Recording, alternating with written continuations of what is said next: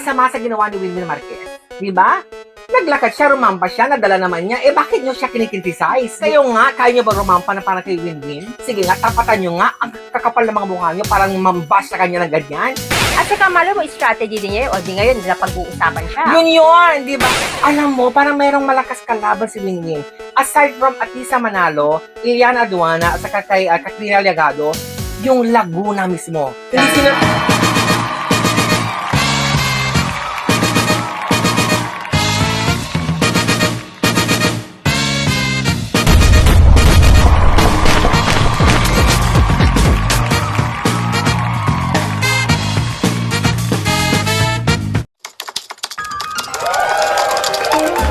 Welcome to DNA!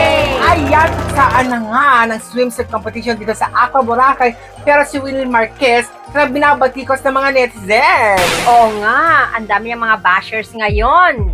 Alam mo, hindi wala akong masabi dun sa ginawa niya kasi ako kabog yun. Nasa beach sila, naaakma lamang na kailangan niyang kitang gilas sa kanyang galing sa pagrampa. Oh. At saka maganda naman yung pagkaka-execute ng niya, pagkaldag niya eh. Bumagay naman, hindi Oo. naman masagwa. At saka proportion ng kanyang katawan, kapatid, wala akong masamang nakita sa ginawa niya. It was perfection. Yes. At saka malo mo, strategy din niya yun. O di ngayon, napag-uusapan siya. Yun, di ba? Yan ang importante, kapatid. Kasi nga, ginawa niya yun, hindi naman napag-usapan siya. Yung iba na-appreciate. Yung iba naman, parang nasasagwaan, pang Miss Grand daw, binakla daw niya.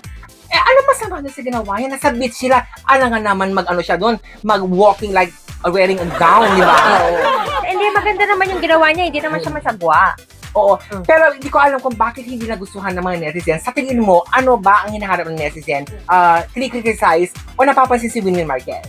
Eh, siguro kasi siya yung may pinakamalakas ang laban. Yes, I agree. Oo. Kaya medyo binabash siya. Meron mga iba nagsasabi ng negative comments. Pero yung negative comments yun, nakakaangat pa sa kanya yun. Yes. Kasi lalo siya napag-uusapan. At syempre, lahat ng binabash siya sa kanya ngayon, buong mundo, iniisip, ano ba yung nangyari? Di pinapanood siya ngayon. Yes. Alam mo kasi may kanya-kanya pambato ang mga netizens natin, di ba? Siyempre may mga fans tong si Quezon Province, Atisa Manalo, si Iliana Aduana, at saka yung mga iba pang kandidata, di ba? So alam nila na si tong si Win-Win ay malakas ang laban. So yung mga kandidata ng mga yan sister, para sila magkakapatid, sisterhood ang namumuo. Yes. Fans lang ang nag-aaway-away. Anong masama sa ginawa ni Wilmer Marquez? Di ba? Naglakad siya, rumampa siya, nadala naman niya. Eh, bakit nyo siya kinikriticize? Di ba? Kapatid! Oo. Saka maganda yung katawan niya. Compared sa mga ibang kandidata, yung iba malalaki ang legs. Yes! Oo. Pero kayo nga, kaya nyo ba rumampa na parang kay Win-Win? Sige nga, tapatan nyo nga. Ang kakapal ng mga mukha nyo, parang mambash sa kanya ng ganyan. Di ba? Yes.